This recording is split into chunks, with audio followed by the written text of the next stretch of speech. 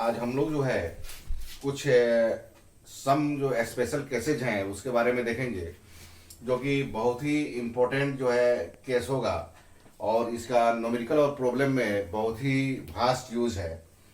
तो पहले हम लोग जो है केस फर्स्ट देखेंगे कि जब फोर्स और डिस्प्लेसमेंट दोनों सेम डायरेक्शन में हो, तो इसको हम लोग लिखेंगे कि when force and displacement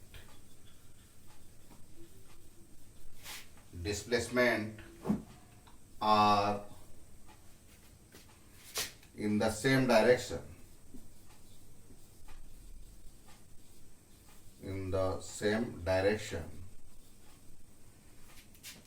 then इस केस में जो एंगल होगा थीटा इक्वल टू 0 डिग्री हो जाएगा। और इस सिचुएशन में जो वर्क डन होगा W बराबर, जैसे हम लोग फॉर्मूला पढ़े हैं, F S into cos of theta. तो एफ एस और थीटा की जगह पर हम लोग रखेंगे 0 डिग्री। तो कॉस 0 1 होता है, तो एफ एस इंटू 1 बराबर एफ एस। इसलिए इस केस में जो वर्डन होगा उस फोर्स के जरिए वो हमारा क्या होगा, प्लस एफ एस होगा। As for example, let us suppose कि कोई गाड़ी है, व्हीकल है और रेस्ट में है, और रेस्ट में हो या मोशन में हो, उसको जो है हम अगर पीछे से पुश कर रहे हैं, धक्का दे रहे हैं, लेट सपोज कि फोर्स हमारा इस तरह से अप्लाई कर रहे हैं, तो इसमें डिस्प्लेसमेंट भी जो होगा उसी डायरेक्शन में होगा। तो जब दो वेक्टर सेम डायरेक्शन में होता है तो इस सिचुएशन में जो है दोनों के बीच का जो एंगल होगा वो 0 डिग्री होगा। लेट अस सपोज कि फोर्स भी हमारा इसी डायरेक्शन में है और डिस्प्लेसमेंट भी जो है हमारा इसी डायरेक्शन में है। तो इस सिचुएशन में जो एंगल होता है वो एंगल 0 डिग्री होगा। और इस केस में जो है W बराबर एफ एस कॉस थीटा बराबर F S cos 0 equal to F S, और वर्डन जो होगा W बराबर प्लस एफ एस होगा। एज फॉर एग्जाम्पल के तौर पर हम लोग आगे लिखेंगे। तो पहले इसको आप लोग जो है लिख ले, उतार ले, उसके बाद जो है कुछ हम लोग इम्पोर्टेंट एग्जाम्पल देखेंगे और इम्पोर्टेंट एग्जाम्पल से हम लोग जो है समझेंगे। अब जो है इस केस को बहुत ही इम्पोर्टेंट एक एग्जाम्पल से हम लोग समझेंगे कि लेट अस सपोज कि कोई बच्चा है, किसी घर के जो है छत पर चढ़ा हुआ है और वहां से जो है एक बॉल को जो है फ्रीली जो है ड्रॉप कर रहा है जस्ट। तो इस सिचुएशन में क्या होगा, जो फोर्स ऑफ ग्रेविटी होगा या ग्रेविटेशनल फोर्स होगा वो डाउनवर्ड डायरेक्शन में होगा, और डिस्प्लेसमेंट भी जो होगा वो नीचे ही की ओर होगा। तो यहाँ पर जो ग्रेविटेशनल फोर्स है और डिस्प्लेसमेंट जो है बॉल का वो दोनों सेम डायरेक्शन में है। तो इस सिचुएशन में जो the work done by the earth on the ball will be क्या होगा, पॉजिटिव। लेट अस सपोज कि इसको अगर एच हाइट से अगर गिरा रहा है ऊपर से, अगर हाइट इसका जो है हम लोग मान ले कि एच है, तो हम जो है देखेंगे कि ये अर्थ जो है उस बॉल पे कितना वर्क कर रहा है। तो इस सिचुएशन में हम लोग लिखेंगे the work done by the earth on a freely falling body is positive because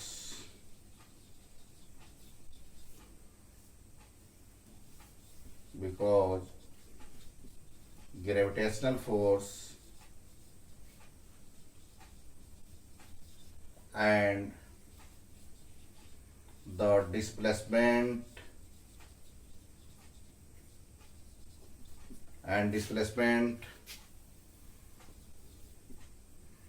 of the ball are in the same direction,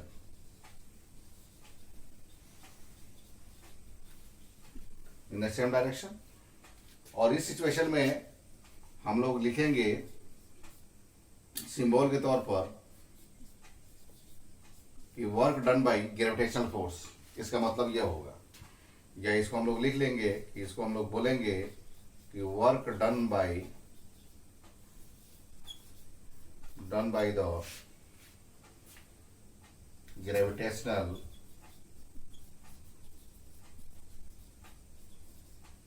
gravitational force equal to F into S into cos theta. ये हमारा important जो formula होता है, basic formula होता है। तो यहाँ पर ये एफ मीन्स होगा एफ जी, और एस जो होगा हमारा एच हो जाएगा, और यहाँ पर एंगल जो हो जाएगा ये जो है 0 डिग्री हो जाएगा। और यहाँ पर जो ग्रेविटेशनल फोर्स है, जिस फोर्स से अर्थ किसी ऑब्जेक्ट को अपने तरफ अट्रैक्ट करता है, वही उसका वेट कहलाता है। और वेट का जो फॉर्मूला होता है वो कहा हो जाता है एम जी।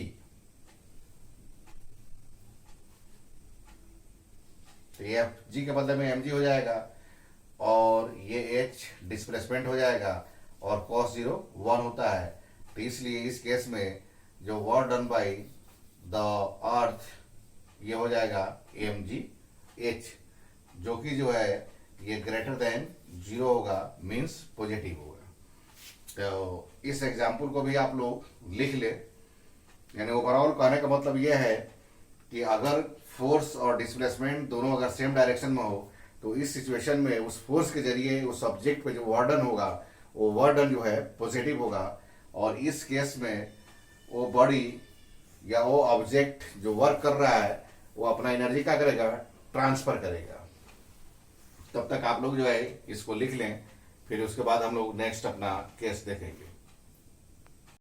अब जो है हम इसके आगे दूसरा केस हम लोग जो है समझेंगे, जो कि बहुत ही इम्पोर्टेंट होगा। और वो केस ये होगा कि अगर फोर्स और डिस्प्लेसमेंट दोनों जो है एक दूसरे के अपोजिट डायरेक्शन में हो, तो इस केस में, इस सिचुएशन में उस फोर्स के जरिए जो वर्डन होगा वो नेगेटिव होगा। कैसे, तो उसको हम लोग देखेंगे। तो केस अब 2 लिखेंगे कि when force means applied force, when force and displacement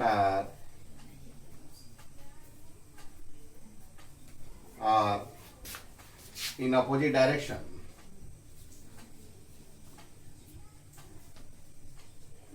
in opposite directions, then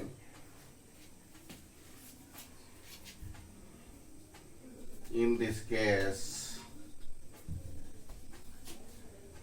theta is equal to 180 degree. इस केस में जो फोर्स और डिस्प्लेसमेंट का जो डायरेक्शन होगा वो 180 डिग्री होगा। लेट अस सपोज कि जो है यहाँ पर फोर्स अप्लाइड हमारा जो फोर्स हो इस तरह से हो, और डिस्प्लेसमेंट का डायरेक्शन जो है जस्ट इसका अपोजिट हो। तो ऐसे भी हम लोग जानते हैं कि जब दो स्ट्रेट लाइन एक दूसरे के अपोजिट होता है, या दो रे एक दूसरे के जब अपोजिट होता है, तो इस सिचुएशन में दोनों के बीच का जो एंगल होता है 180 डिग्री होता है। और इस केस में जो वर्क डन होगा वो F into S into cos of 180 degree, और कॉस 180 डिग्री जो है -1 होता है। तो इस सिचुएशन में जो है यानी कि एफ एस इंटू का हो जाएगा -1, यानी कि वर्क डन जो होगा वो माइनस एफ इंटू एस होगा। यानी कहने का मतलब होगा कि इस केस में जो फोर्स के जरिए जो वर्क होगा वो क्या होगा, नेगेटिव होगा। तो इसके बारे में आप लोग लिख लें। तब जो है इसके बाद जो है कुछ इंपॉर्टेंट जो एग्जांपल्स हैं उसके बारे में हम लोग जो है नोट करेंगे। तो अब जो है आगे हम लोग जो है कुछ इंपॉर्टेंट एग्जांपल्स हैं उसके बारे में हम लोग समझेंगे। जैसे लेट्स सपोज कि कोई आदमी है, कोई बॉडी है, और कोई ऑब्जेक्ट या बॉल लिया है, उसको जो है ऊपर की ओर जो है प्रोजेक्ट कर रहा है अर्थ के सरफेस के ऊपर की ओर। तो इस केस में हम जो है फिगर बना के थोड़ा सा इस बात को हम लोग समझेंगे। लेट्स सपोज कि बॉल लिया हुआ है, इस बॉल को जो है ऊपर की ओर जो है प्रोजेक्ट किया जा रहा है। तो इस सिचुएशन में जो डिस्प्लेसमेंट होगा, वो डिस्प्लेसमेंट जो है ऊपर की ओर होगा, और इस बॉल पे जो अर्थ जो फोर्स लगाएगा, यानी ग्रेविटेशनल जो फोर्स लगेगा, वो क्या होगा, नीचे की ओर होगा, towards the surface of the earth. तो इस सिचुएशन में जो ग्रेविटेशनल फोर्स है और डिस्प्लेसमेंट है, दोनों के बीच में जो डायरेक्शन होगा, ये दोनों क्या होगा, एक दूसरे का अपोजिट होगा। और इस सिचुएशन में जो वर्क डन होगा, वो वर्क डन जो है ग्रेविटेशनल फोर्स के जरिए वो नेगेटिव होगा। तो इसको हम लोग लिख लेंगे कि when A ball is projected in upward direction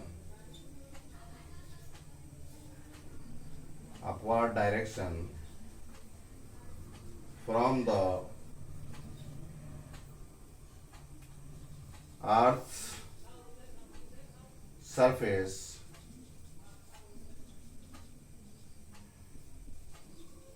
then the work done by the gravity या ग्रेविटेशनल फोर्स या बाय द अर्थ भी हम लोग बोल सकते हैं, will be negative, because here gravitational force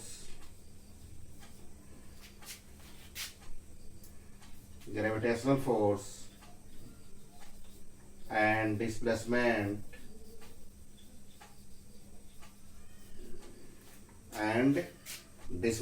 are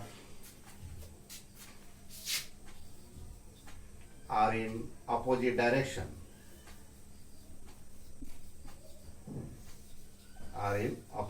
directions.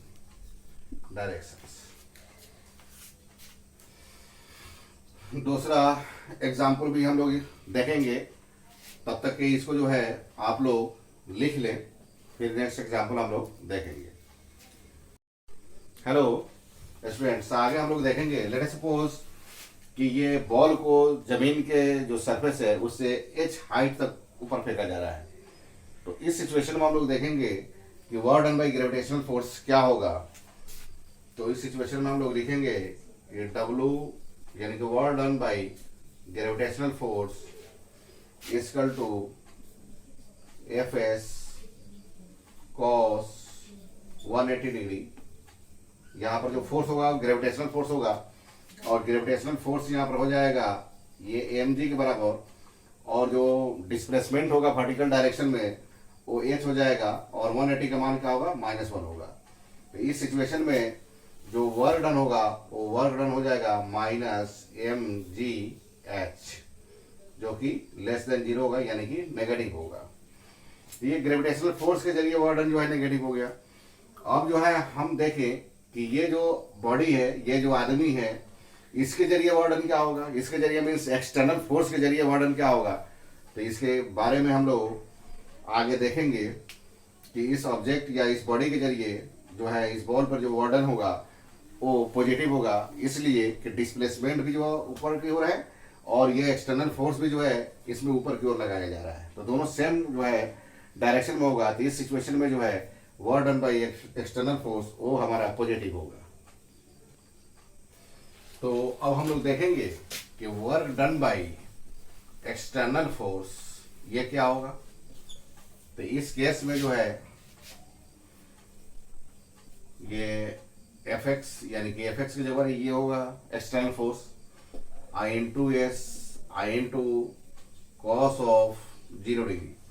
इसलिए कि इस सिचुएशन में जो है हमारा डिस्प्लेसमेंट भी जो है ऊपर की ओर है, और एक्सटर्नल जो हमारा फोर्स है वो भी जो है ऊपर की ओर है। तो किसी चीज को लेना सपोज कि हम ही ऊपर जो है प्रोजेक्ट कर रहे हैं, तो हम एक्सटर्नल बढ़ी हुए, तो हमारे जरिए जो वर्क जो फोर्स लगेगा वो अपवर्ड डायरेक्शन में होगा, और डिस्प्लेसमेंट भी जो है इस मार्कर पर या इस बॉल के ऊपर का होगा, ऊपर की ओर होगा। तो दोनों सेम डायरेक्शन में हो जाएगा। तो सेम डायरेक्शन में होगा तो इस सिचुएशन में जो एंगल होगा कितना होगा, 0 डिग्री होगा। और इस सिचुएशन में ये F E x into S cos 0 1 हो जाएगा। लेट अस सपोज कि ये जो एक्सटर्नल फोर्स के जरिए जो डिस्प्लेसमेंट हो रहा है, या बबल जो मैक्सिमम जो है वर्टिकल जो डिस्प्लेसमेंट जो कवर कर रहा है वो h हाइट तक। तो इस सिचुएशन में जो हमारा फोर्स होगा वो mg, और वर्टिकल जो डिस्प्लेसमेंट हमारा h है वो h हो जाएगा। और इस सिचुएशन में जो work done by external force होगा वो mgh होगा, और इस केस में जो है ये ग्रेटर देन 0 होगा। यानी कहने के सेंस में कि work done by gravitational force वो नेगेटिव होगा, और work done by external force वो हमारा क्या होगा, पॉजिटिव होगा। अब जो है नेक्स्ट एग्जांपल नंबर 2 हम लोग लेंगे, जो कि बहुत ही इंपॉर्टेंट है और बहुत जगह जो है इसका यूज और इस्तेमाल होता है, कि work done by frictional force. अगर किसी ऑब्जेक्ट या बॉडी को हम किसी रफ सरफेस पर स्लाइड कर दें, तो उस सिचुएशन में, या कोई जो है ऑब्जेक्ट या बॉडी है रफ सरफेस पर स्लाइड हो रहा है, फिसल रहा है, तो इस सिचुएशन में हम लोग देखेंगे कि work done by force of friction क्या होगा। तो लेट अस सपोज कि कोई रफ सरफेस है और यहां पर किसी ऑब्जेक्ट को जिसका मास जो है लेट अस सपोज कि m है, वो स्लाइड कर रहा है इस डायरेक्शन में। तो इस डायरेक्शन में स्लाइड करेगा तो डिस्प्लेसमेंट जो है इसी डायरेक्शन में हो जाएगा, इस तरह से। लेकिन यहाँ पर जो फोर्स ऑफ फ्रिक्शन होता है वो जस्ट जो है जिधर ये बॉडी जो है स्लाइड कर रहा है, जिधर ये स्लिप कर रहा है, उसके जो है अपोजिट डायरेक्शन में होता है। और जब जो है दो ऑब्जेक्ट एक दूसरे के रेस्पेक्ट में जो है जब स्लिप करता है, या हम रबिंग करते हैं एक दूसरे ऑब्जेक्ट के एक दूसरे रेस्पेक्ट में, तो इस सिचुएशन में जो फोर्स ऑफ फ्रिक्शन लगता है उस फोर्स ऑफ फ्रिक्शन को हम लोग जो है काइनेटिक फोर्स ऑफ फ्रिक्शन कहते हैं। और इस सिचुएशन में जो काइनेटिक फोर्स ऑफ फ्रिक्शन है उसको हम लोग एफ के से डिनोट करते हैं। तो इस सिचुएशन में हम लोग देखेंगे कि डिस्प्लेसमेंट जो है हमारा राइटवर्ड डायरेक्शन में है, और फोर्स ऑफ फ्रिक्शन क्या है, लेफ्ट है। और इस सिचुएशन में जो है दोनों के बीच का जो एंगल होगा वो भी जो है 180 होगा, और इस केस में work done by frictional force ये हमारा नेगेटिव होगा। यानी कि इस सिचुएशन में ये फोर्स ऑफ फ्रिक्शन जो है, ये जो बॉडी है, ये जो ऑब्जेक्ट है, लेट सपोज कि कोई ब्लॉक है, इसकी एनर्जी को क्या करेगा, वो डिसिपेट करेगा। यानी कि उसका एनर्जी जो ऑब्जेक्ट का होगा वो हरास करेगा, और हरास कौन करेगा, तो फोर्स ऑफ फ्रिक्शन करेगा। तो इसको भी हम लोग लिख लें कि when a body is sliding on a rough surface,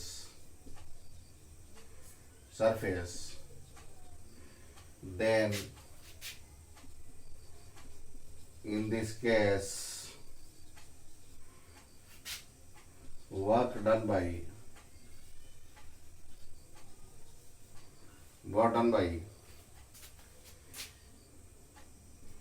kinetic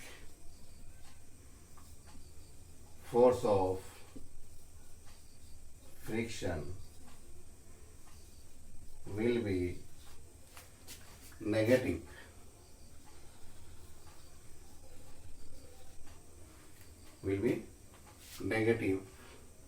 अब क्यों, तो उसका रीजन भी हम बता दिए कि डिस्प्लेसमेंट और फोर्स ऑफ काइनेटिक जो फ्रिक्शन है दोनों के बीच का जो एंगल होगा 180 डिग्री होगा, दोनों एक दूसरे के अपोजिट होगा।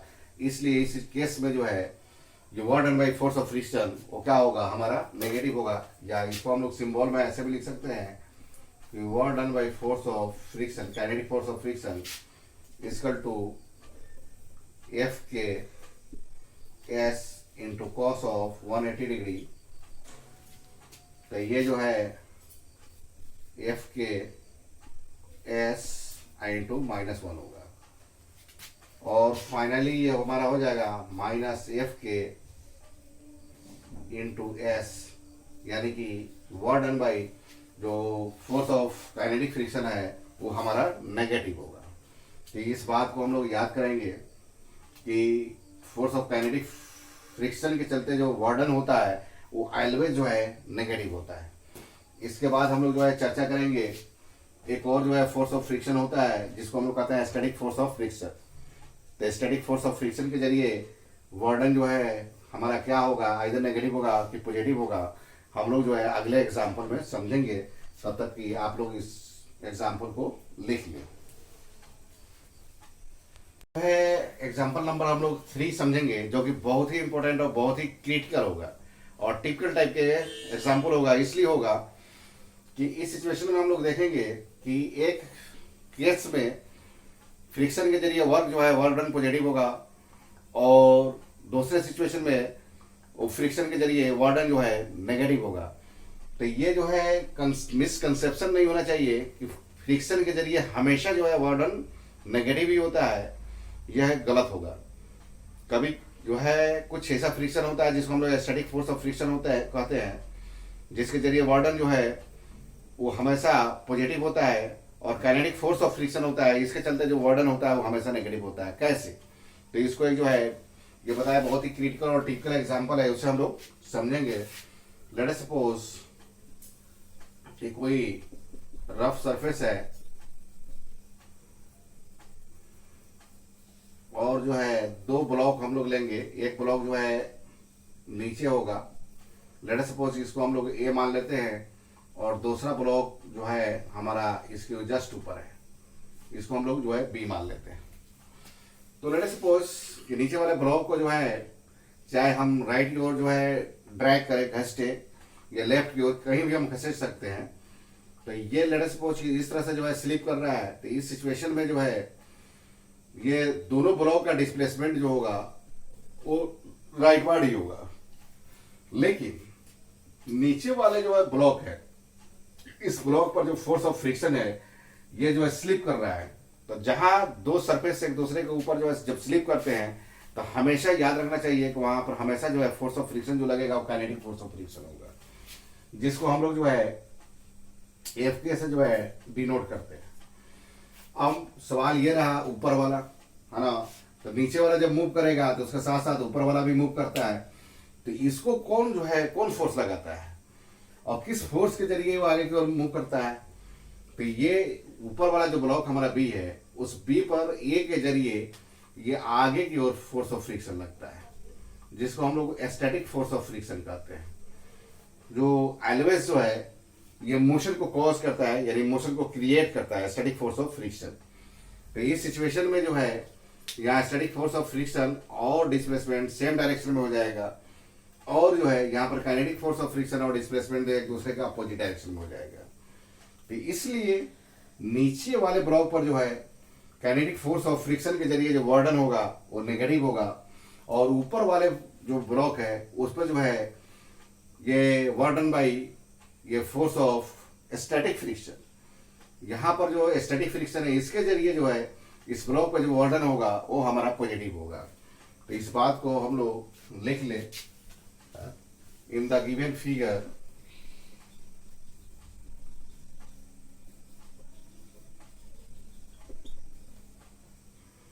the work done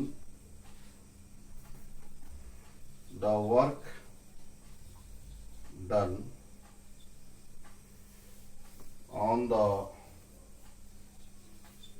lower block relative to the work done on the lower block relative to the earth by the kinetic friction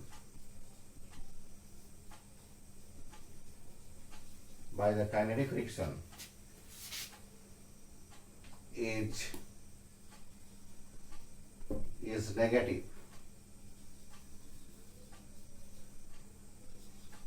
is negative. लेकिन ये ऊपर वाला जो ब्लॉक है, जो हमारा ब्लॉक बी है, उसके ऊपर जो है हमारा जो है फोर्स ऑफ फ्रिक्शन जो है, स्टैटिक फोर्स ऑफ फ्रिक्शन है, जिसके बारे में हम लोग काइनेटिक फोर्स ऑफ फ्रिक्शन और स्टैटिक फोर्स ऑफ फ्रिक्शन के बारे में आगे पढ़ेंगे। तो ऊपर वाले ब्लॉक के ऊपर जो फोर्स ऑफ वार्डन जो बाई फोर्स ऑफ फ्रिक्शन जो है होगा, स्टैटिक फोर्स ऑफ फ्रिक्शन, उसके जरिए वार्डन हमारा वो पॉजिटिव होगा। But the work done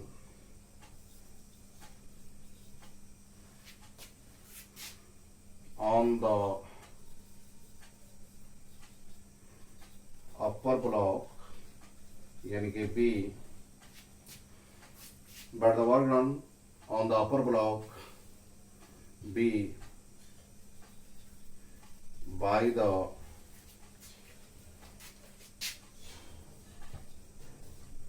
static force of friction by the static force of friction relative to the ground will be positive,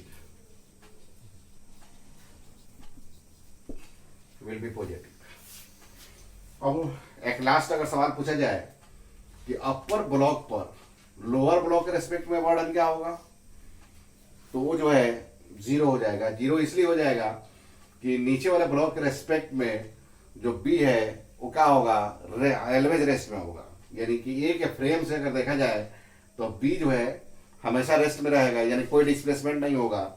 तो इसलिए अपर ब्लॉक पर लोअर ब्लॉक के रेस्पेक्ट में जो वार्डन होगा वो फोर्स ऑफ फ्रिक्शन के जरिए वो हमारा क्या होगा, जीरो होगा। तो इसको भी हम लोग लिख लेंगे कि the work done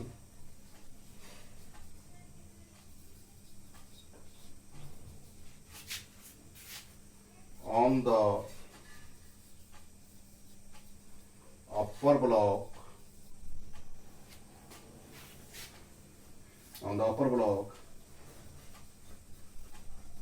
relative to the lower. एक बार और इस चीज को लास्ट हम लोग समझ लेंगे कि अपर ब्लॉक बी पर जो वार्डन होगा ये लोअर ब्लॉक के रेस्पेक्ट में इसके रिलेटिव क्या होगा, तो जीरो होगा। इसलिए कि अपर ब्लॉक लोअर ब्लॉक के रेस्ट पोजीशन में उसके रिलेटिव हमेशा क्या होगा, रेस्ट में रहेगा। यानी कि अपर ब्लॉक का लोअर ब्लॉक के रेस्पेक्ट में कोई डिस्प्लेसमेंट नहीं होगा, कोई पोजीशन चेंज नहीं करेगा।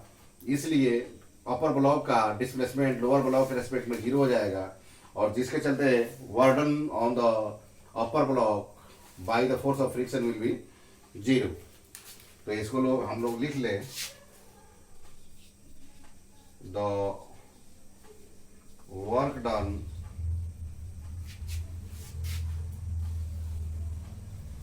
बाय द, हम लोग लिख लेंगे the work done by the force of static friction on the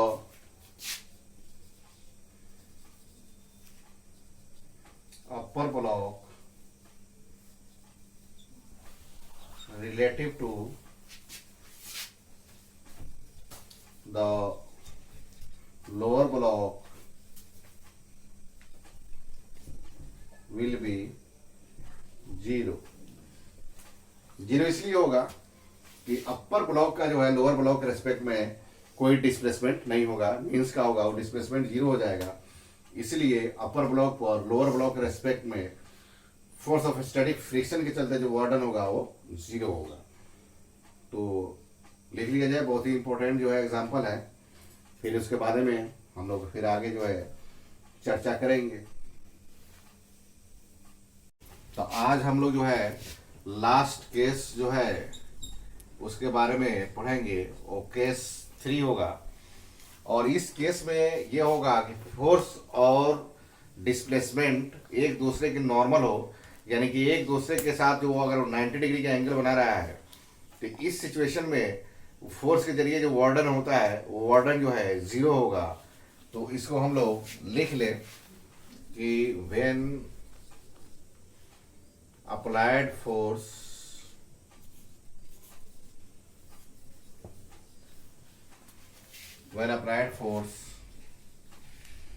and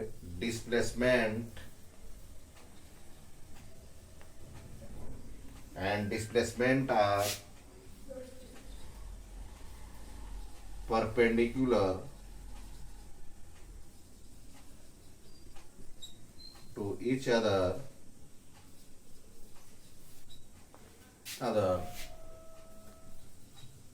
then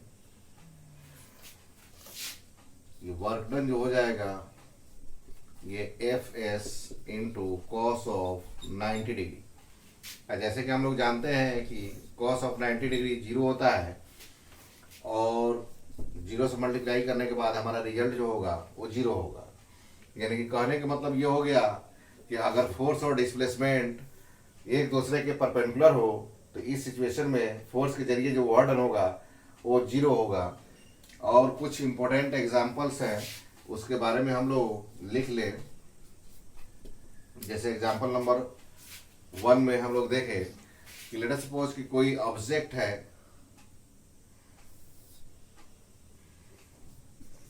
किसी रफ सरफेस पे जो है वो स्लाइड कर रहा है,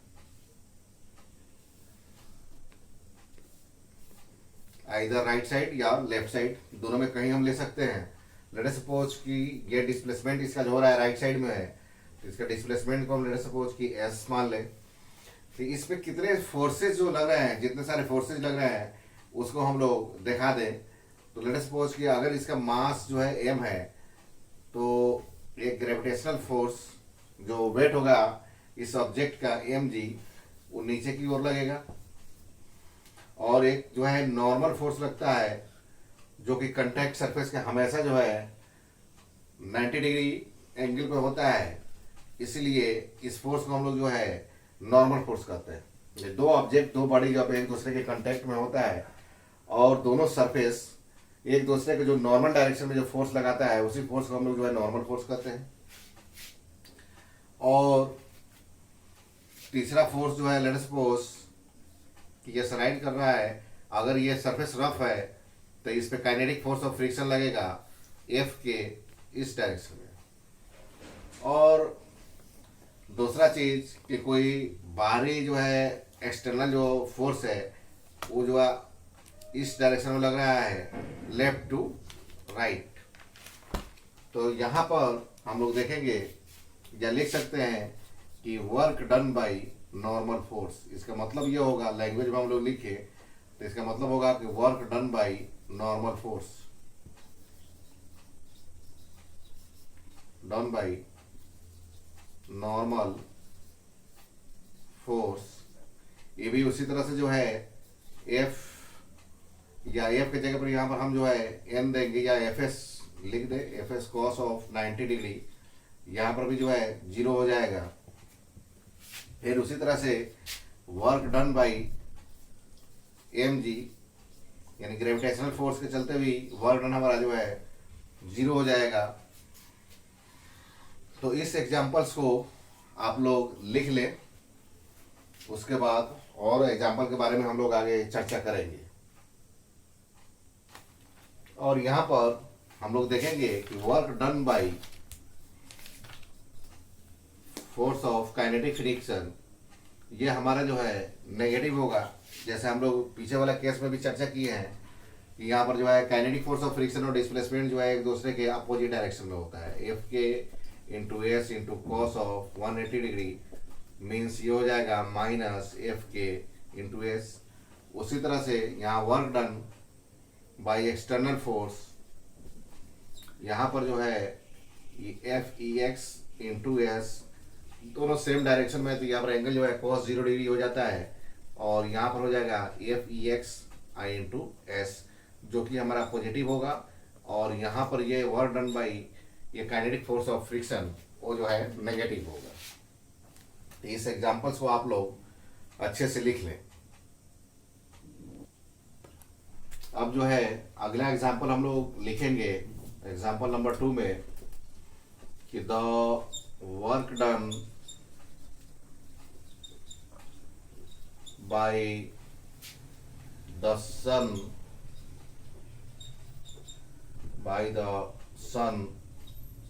on the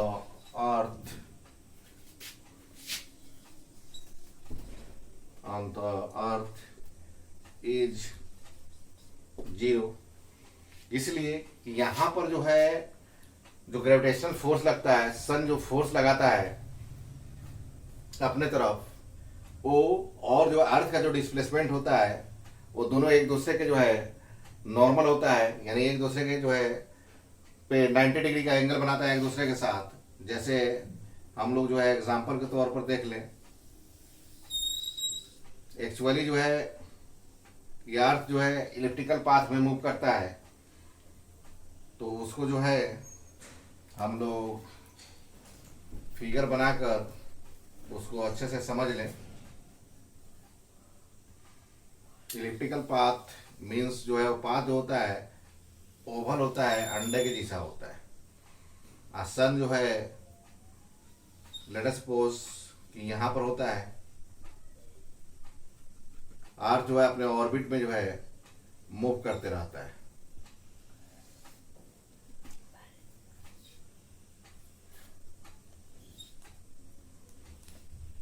तो इस सिचुएशन में भी जो है ये सन जो अर्थ के ऊपर जो फोर्स लगाता है वो इस डायरेक्शन में होता है,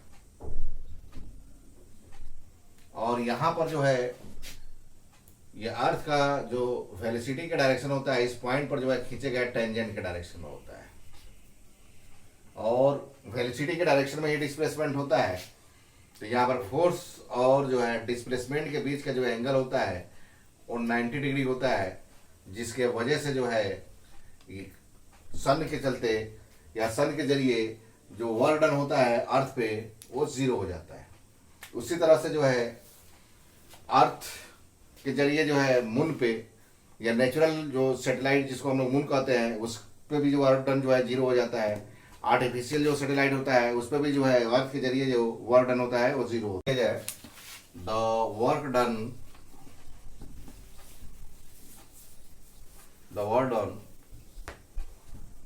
by the earth on a natural satellite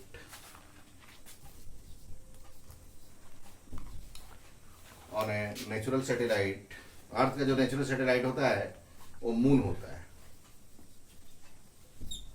The work done by the earth on a natural satellite or on the artificial satellite